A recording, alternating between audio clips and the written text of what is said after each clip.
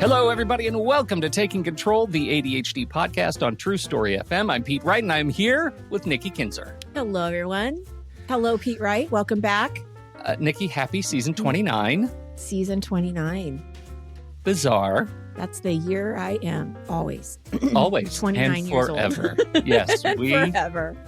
Yes, we are Peter Panning our way into the future. That's right. Never grow up. We are, we're starting our season here with essentially, it's a coda from last season. Last season, we ended the season talking about clutter. Yes. And systems that support cleaning up clutter and the things that cause you pain. Go. Mm-hmm. We ended up getting some questions. I think you get this question all the time that started with tabs. Too many tabs on the Yes, computer. it was a request. Can you do a show on having too many tabs? And so I didn't know how to do a whole show on tabs. So instead, we're doing a lot more stuff. We'll talk about tabs. Yeah, we're going to talk about much more. We're going to talk about some other stuff, and we're going to talk about how we think about clutter on our systems. I will say it's a little bit of a cheat because we're starting the conversation right here with this episode, and I hope you get lots of good stuff out of it. There was so much in my outline that we decided to gravy it. So there's gravy episodes that are for members that are in the Patreon feed that Melissa and we have absolutely shocking, both of us, already recorded 2 more episodes about dealing with digital clutter, photo management, file naming schemes. Like we've talked about a lot more stuff. And so I encourage you, if you're interested in that, to head over to Patreon and sign up. You'll get those as soon as this episode goes out. And what tier do they need to be to get those episodes? The same tier you need to watch the live streams. What is that? Deluxe or better? So that's like $5 a month. Yeah, it is. And so you we've got get 2 more episodes. That's pretty cool. I think so. And so I hope that they're great. And they're going to be excellent. You are downplaying it. You co-hosted. That's what we're doing here. For my membership site, I do a monthly GPS workshop. Yeah. And we did it on Digital Clutter, and Pete was our guest, and it was amazing. I learned so much, and I think you're downplaying how important this information is and how helpful it is. So I hope that's very sweet. If digital clutter is an issue, please, take a look at joining Patreon and watching those videos, because I can guarantee as much as I can guarantee anything in life, because really there are no guarantees in life, but I'm going to say 95% sure that you're going to get something out of it. I hope so. Today, we are going to talk about digital clutter. We're going to talk about file systems and tab management, some strategies, and I've got some tools for you for managing files and automating some stuff on your systems. So we will start there. Before we do that, if you're just tuning in now, if you're a first-time listener, welcome. Head over to takecontroladhd.com. That's the home of the podcast. You can get to know us a little bit better right there. You can find us on Instagram and Pinterest and Facebook, all the socials at Take Control ADHD. Where we would love to have you join us is in our Discord server. The ADHD Discord server is available to anyone. You don't have to be a member or anything. Lots of public channels, lots of fun conversations happening in those public channels. TakeControlADHD.com/Discord. If you're living with ADHD and you need a little help, you want to ask some questions of people who are dealing with the same stuff you are, that is a great place to go. Of course, if you do head over to Patreon, patreon.com/the ADHD podcast, and sign up there, you will get access to a lot more and secret and triple secret channels that just unlock as soon as you connect your Patreon account to your Discord account. We have lots of help tools if you have no idea what that means. And we have people in Discord who will help you out to make that happen. We're really trying every month to give more great content for those who support this podcast by way of Patreon. Thank you so much. We do have an announcement. It is a dear friend, colleague, repeat guest on this show, Dr. Ari Tuckman. He has this new productivity mastery course. And we love Ari so much, we couldn't help but at least let everybody know that this is a thing that Ari is doing on his end. And I'm sure he will come back sometime this season to talk to us a little bit about it. He's doing it with the folks at neurodiverse.co. We'll put a link in the show notes, or neurodive.co. It is the productivity mastery course, improve attention and time management, set and achieve goals, enhance memory and organization, and so much more. The guy's such a winner and an incredible expert in the field. Check it out over at neurodive.co.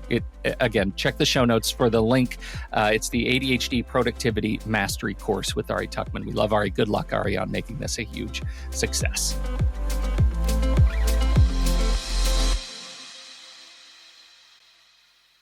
Okay. Digital clutter. Let us all take a deep breath.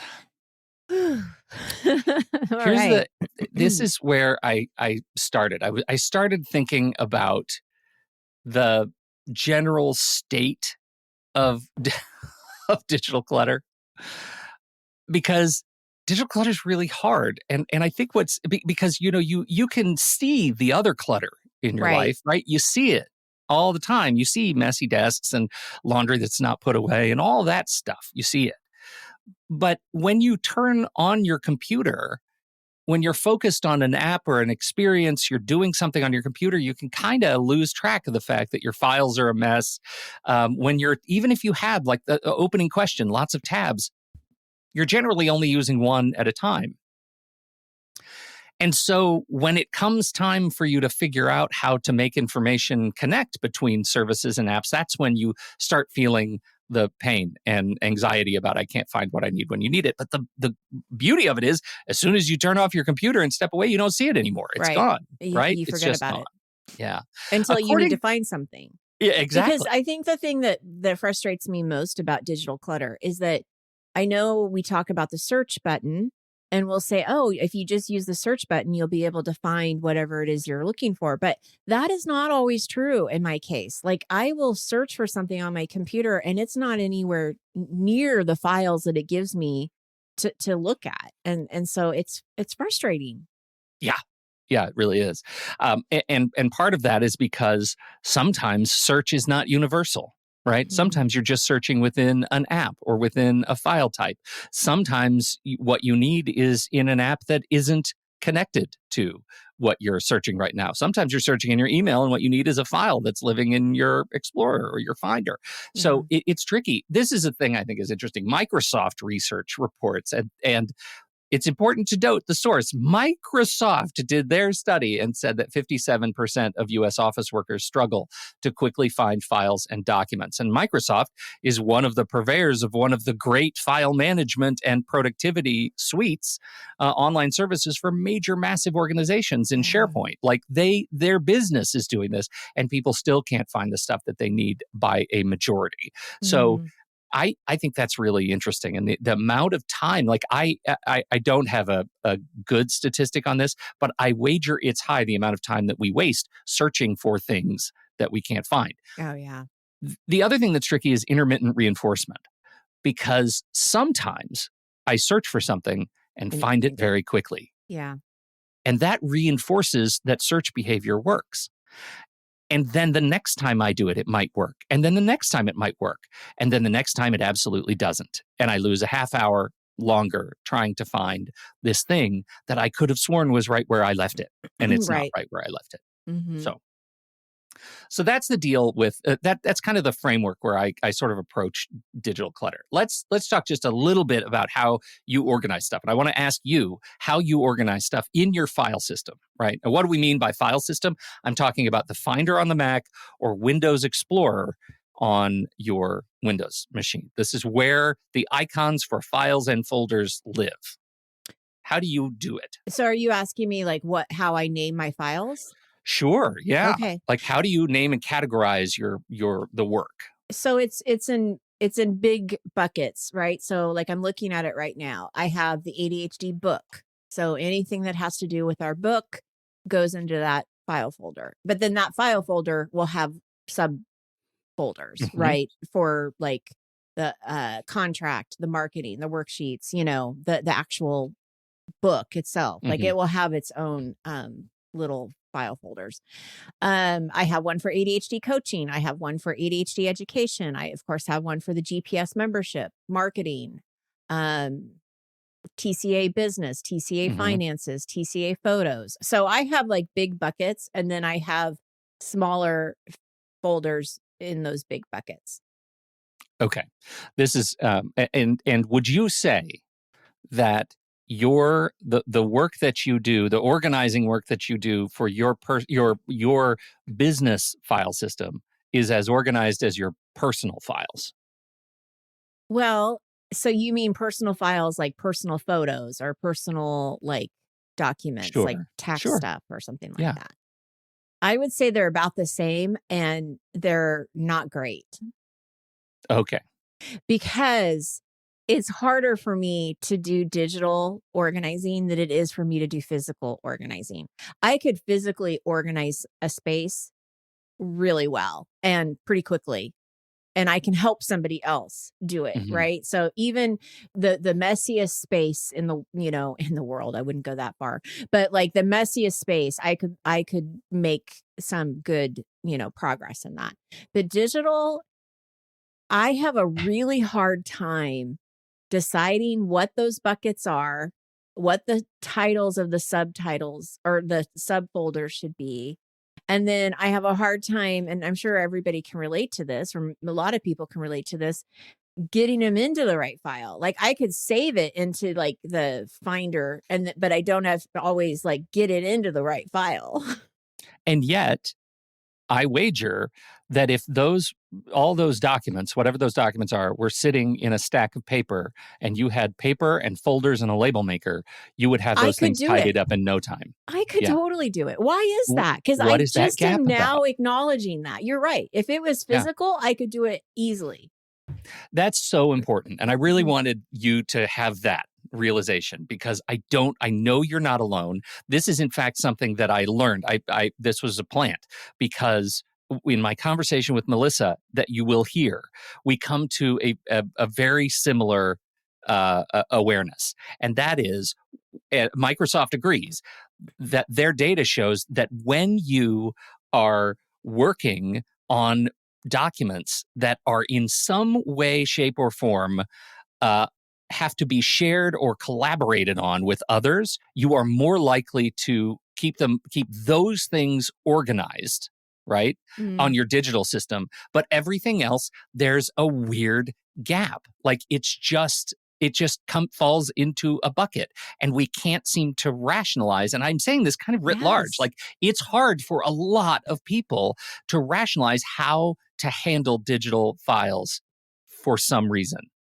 And I am so glad I'm not alone on this yeah, because it's so frustrating because I feel like I should be able to do this easily, but I'm not. So this is good. This is good to know. I'm glad that you planted that because I did not know it was coming, and this was a new awareness for yeah, me. So this is it's good. it's a really important one. It's a really important one because the lesson is already out there. The lesson is treat your file system the same way you treat your paper files. It really is that simple. Your label maker is select a folder, hit enter, and then start typing and Yeah. label the folder.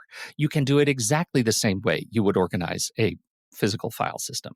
And once you get in the habit of it, it becomes second nature. But it's not a habit. We don't think of it because these files, they just come in, and most of the time, the icons are one thing. Like it might be a Word document, like a docx file, but the file name is truncated on your desktop, so you can't even see what it is. Right. So now you're opening the file to see what it is, and then you're closing it, and it's crazy making. I absolutely acknowledge that.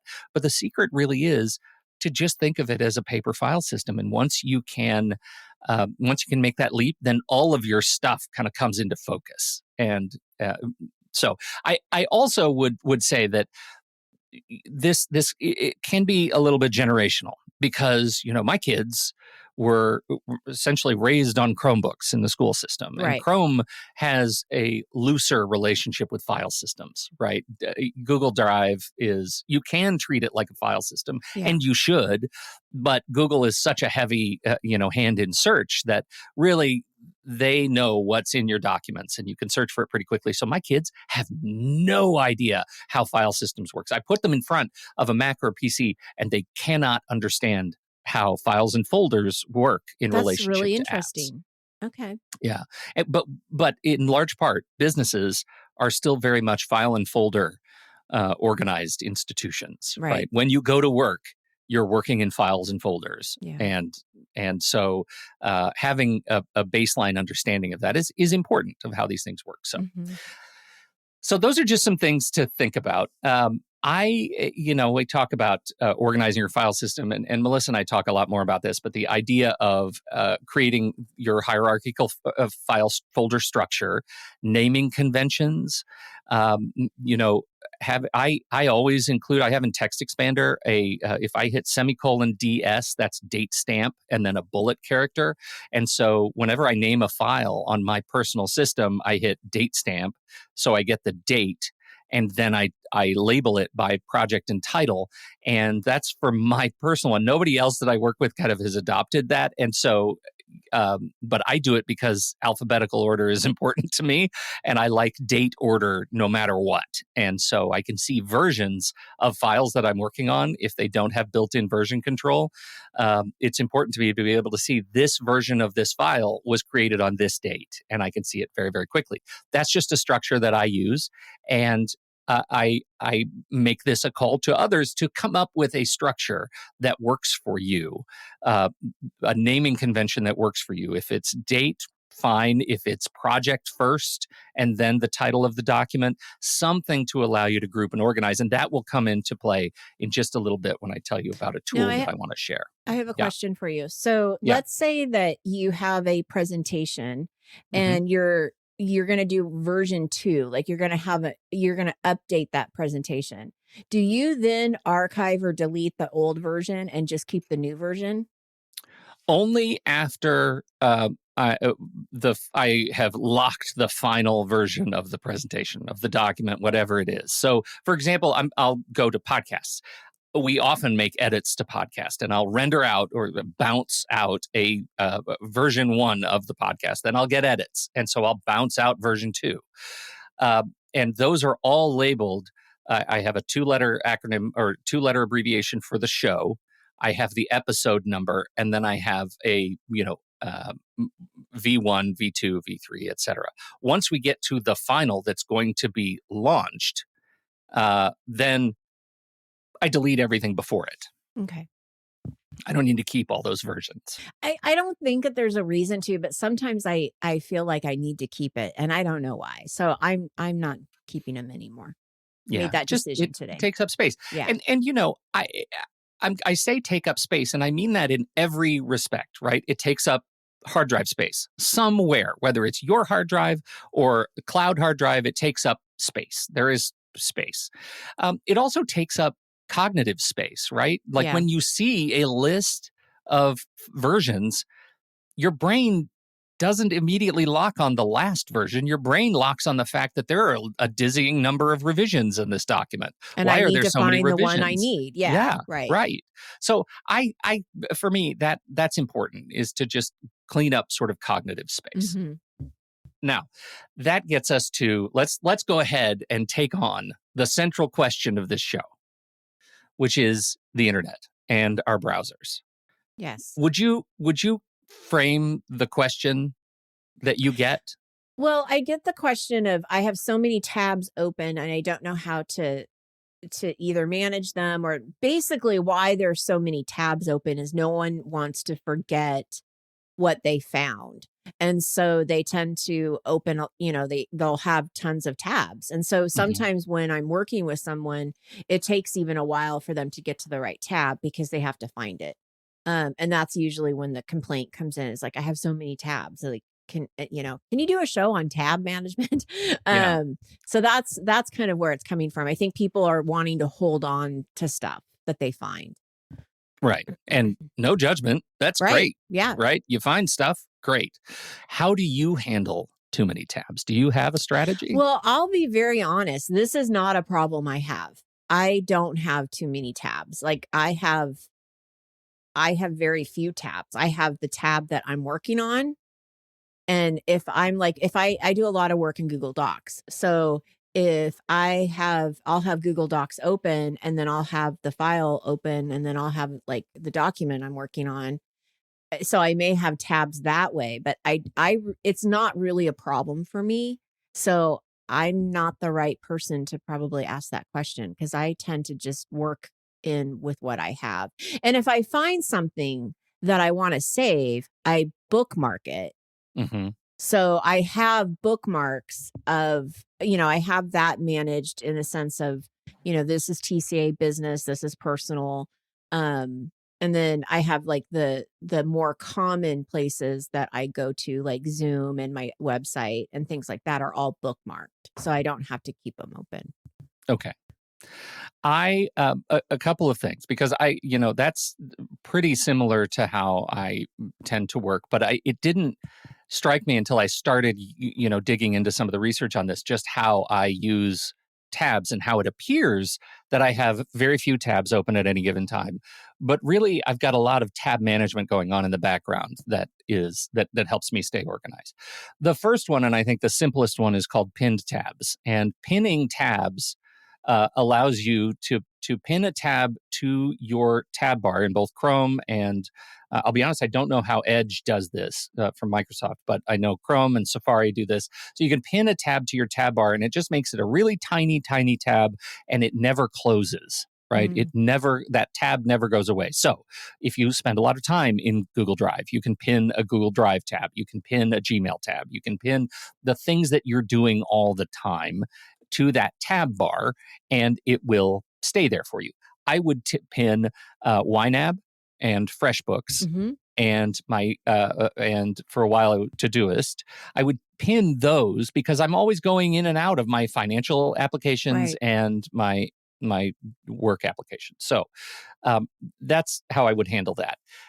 Then tab groups started to take off, right? So now you can create a group of tabs that you can switch between and open all those tabs at once. So, for example, I have my Coffee with Pete tabs, which includes all the resources and research that I'm working on for Coffee with Pete.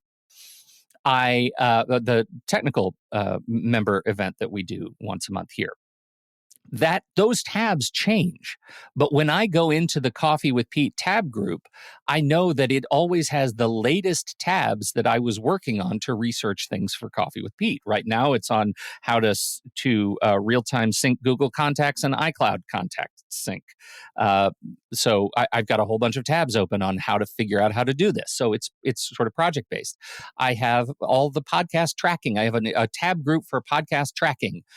So I can look at all the analytics for all the podcasts and directories that we have, and those tabs live there. They're not open technically all the time in just a window cluttering up everything. When I click on that group, those tabs open. So that's another. Tab groups is huge. It works on Chrome and Firefox and Safari. Like, tab groups are great. And you'll put this in the show notes, I assume. Yeah. The last one is the one that I think is good. If you don't use this plugin, this extension, it's gonna help some people. If you have ignored everything else that I've had to say because you're already on top of it, I applaud you. All of that stuff is awesome. But this tool, this plugin, is fantastic for so many reasons. It is called OneTab. Have you used OneTab? No. Is it like 1Password? No. Oh, okay. I don't think so. No. So OneTab, you have all your bookmarks. Say you have 60 bookmarks open. Okay. Or not bookmarks, tabs. Say you have 60 tabs open. And there's a button in your button bar, right? For your browser that is the OneTab. It looks like a little funnel. And you click on that button. What that does is it closes all your tabs. It closes all of them. and takes you to the OneTab page, which shows you a list of all the tabs you had open and the links. It shows you the links you had open in a list. What can you do once your tabs are in a list? It's fantastic. That's You pretty can select cool. the entire list. You can put it in a to-do app so you can track your activity going back to those tabs. You can share. OneTab allows you to share that set of tabs as a web page that you can share with other people. So let's just say you're doing a bunch of research for people. You hit the share as a web page. Here are all the links I'm working on. There are 6 tabs here, and there's even a QR code that you can take a picture of it and open all those tabs as you want. And it is remarkable how useful OneTab is for research purposes. I love the fact that I can go in and create a list of all these tabs and do things with them. There is, of course, it'll show you every time you hit one tab, it'll show you the session when you created those tabs. So, for example, this morning, I had my first session at 7:22 where I saved 6 tabs, and the next one at 7:24 where I saved 2 more tabs, and I can restore all those tabs. Say I had 60 tabs, I could click restore all and it'll open my browser to exactly the state that it was when I had all 60 tabs there. But I don't need it. Once it's a list, I can pick and choose the tabs that I want. That is amazing. So that's really cool. Is this Firefox, new or Safari, Chrome? No, it's been around for a long time. It's been around for a while. So people really maybe just don't know about it. Like it's just not as known. But I can imagine that would help a lot of those people that I'm talking about. Yeah. Yeah. For sure. Wow. I've had OneTab running on my browsers for it's ages, and I'm embarrassed that we haven't talked about it yet because it is a silver bullet for solving this particular problem. This is what you were talking about at the beginning of the show. Of if anything, this is the one thing people will walk away with. Yeah, this is great. The one thing. Yeah, everybody has a system for other stuff, but this is a plugin for people dealing with tabs. This is indispensable in being able to really think about, because the problem with too many tabs, when you have 60 tabs open in a browser, you can't see what they are. Right. There's no logical way to see what they are quickly and browse through them. I've got a friend who is a real tab hog, and because he's such a tab hog, he'll have 60 tabs open in one browser, but that overwhelms him. So he opens a totally different browser and opens 60 more. So he's got Safari and Chrome and Firefox, and they all have different browsers open, which is a lot. Having something like OneTab and being able to take all the work that you're doing on a different thing so you don't want to forget it and be able to read it in a list changes the way you're able to apply your brain to the thing that you didn't want to forget. So that's awesome. That's my pitch. That's great. What do you think? That's good. That's a good one. I think that's very, very helpful. Yeah. And so Edge, Firefox, Chrome, it's not I'm well known for my Mac-based plugs, but this one is used for all browsers. Get it. Pick up OneTab. Huge. So I want to know, what are some strategies to get this stuff cleaned up? Well, it's a good question. And so I will throw it back to you and say, if you had a stack of docs on your desk and you had books like PDF books, but they're actually paper books on your table and they're just growing, and what would you do to declutter that space? I would start putting them away. You'd start putting them away. Like this part's not the rocket science. You spend a lot of your time, Nikki Kinzer, teaching people how to declutter their spaces, and your digital life is just another space. It's just another space. So it really takes time and it takes some attention to it because it's not in front of you. You almost have to intentionally then plan for it. You have to really make it a focus to happen. Otherwise, it will just stay the same because it won't. Yeah. Yeah. Yeah. Now, the benefit of digital space is that we do have search. Like you can search for things. If you file them in proper places and they're all in your system, there are search optimization techniques for files. Just make sure your files are well named, well named, well dated. You can do that stuff. I do have a couple of tools that I want to recommend. And one I've talked about before is called DevonTHINK, and that is a Mac only tool, but Zoot would be an equivalent tool on Windows, Zoot. I use DevonTHINK as a massive library for PDFs. When a PDF, like a journal article or some document comes into me that I want to keep around, DevonTHINK is a research tool that allows me to catalog, organize, find, and research based on my own sort of data set. I love DevonTHINK for what it does, and I use it really for managing my paperless library. And I love it. And Zoot is very, very similar. So if you want, and the other thing about DevonTHINK, it takes all kinds of files. It's expensive. Like it's a buy once thing that you purchase, and then it's heavy metal. Like it's a big advanced tool. So I use that. You don't need to use that. You could use Evernote. You could use whatever you want. If you want to use a tool, you could just use the Finder or Windows Explorer. If you organize your files and folders just so, like you would a paper system, you'll be able to find what you need when you need it because it'll make sense to your brain. The other tool that I want to talk about is an automation tool. And the tool that I use is called Hazel. The equivalent tool on Windows would be File Juggler. And what those tools do is they run in your system. They have a little app that's running in the background, and they're watching folders, right?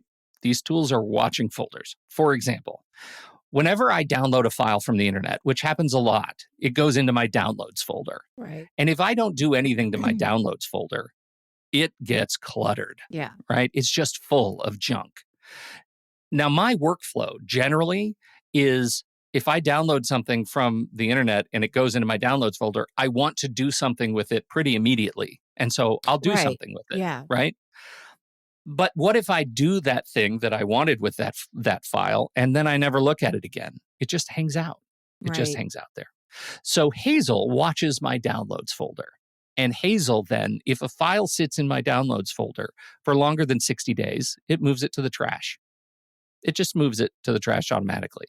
60 days, I've found I end up with a lot of files in my downloads folder, and it's pretty conservative to leave it for 60 days, just in case. I don't need it there that long. That's just a default that I set, and I never look at my downloads folder again. It's always sorted by date up top. I can see what I'm doing with it. It's right there. Let me talk about another use case, though. I have a podcast recording inbox. So every audio file that I record on my computer drops into that recording inbox. When I'm recording, I name the file. Like, for example, this show would be ADHD 2901. ADHD space 2901. It includes a date stamp and some other data, but the important part in there is ADHD 2901. Hazel is watching that folder. And at the end of our recording session, when we press stop, about 5 seconds goes by and Hazel looks for files with the name ADHD space and then moves those files into the ADHD production workflow folder. Automatically. Right? Wow. Automatically. You don't have to do it. I don't have to do it. I have in my downloads folder another watch that's whenever a PDF comes through that is a bill from some, say I download the gas bill or I download some sort of a PDF bill and it hits that inbox, Hazel watches for specific keywords in PDFs. And Lawn Master is one of them. We have a nice guy who mows the lawn because I'm terrible at it. And when a Lawn Master bill comes in, I download it. I leave it in the downloads folder. It comes through as some garbity-gook like xy4792.pdf, but that's okay because Hazel doesn't look at the file name in that case. It actually looks in the content of the PDF, finds Lawn Master and the date, renames the PDF, and puts it in my bills inbox for me to pay. Wow. Those kinds of things, when you start having simple tools like Hazel and File Juggler, they can help you organize your documents without having to actually organize your documents, right? Right. They can move files into places. They can even create folder hierarchies. You can actually tell Hazel to say, take that Lawn Master bill, and if it decides it has Lawn Master in it, I want you to create a folder that says bills, and inside that create a folder that says Lawn Master, and inside that create a folder that has the year based on the date that was on that bill. And every invoice will be filed appropriately in a folder structure that I didn't have to think about, right? That's the benefit of having file automation tools that I think is really useful. And if you have big directories of documents that you just want to start carving away at, using a tool like this to just say, move all my PDFs into one folder, get them out of this giant dumping ground so that I can look at just these right now. That's a way to do it. That's a way to do it and kind of help you get a handle on it. What do you think? Is that too much? That's sort of we started off with a state of clutter. We move into organizing systems to tab management, and then I'm getting into a little bit more advanced applications. Do you feel okay? Yeah. I mean, I think that the advanced piece, it's not going to be for everyone. Not everyone needs to have that, right? But I think that with what the work you're talking about, for people that have similar work or similar things that happen every week or every, it makes a lot of sense. Like, I can't really see where I would use that, but that doesn't mean, obviously it's a helpful tool if you need it in your work. So it is deceptive. It's deceptive. Once you start thinking about you take a look at your downloads folder, take a look at where your files come in and see what consistency you find there, because you don't know until you start applying some of these rules to your download folder when automation might actually start making sense. And they're very easy and affordable tools. And I've been running Hazel for a long, long time, and I love it. I trust it. It's great. So good stuff, Pete. Right? There you go. Thank you so much. OneTab, DevonTHINK Zoot, Hazel, and File Juggler. That'll get us started on our digital declutter journey. And if you want to learn more, sign up for Patreon. Yeah, we'll have a couple more episodes. Yep. Melissa and I will go through a little bit more detail on a lot of this process. So thank you, everybody, for hanging out with us, for listening to this, for your time, for your attention. I would love to hear your strategies. Head over to this thread in the Show Talk channel and tell us how you organize your stuff on your computer and your devices, because you will help other people, I'm sure. So thanks, everybody. On behalf of Nikki Kinzer, I'm Pete Wright, and we'll see you right back here next week on Taking Control, the ADHD Podcast.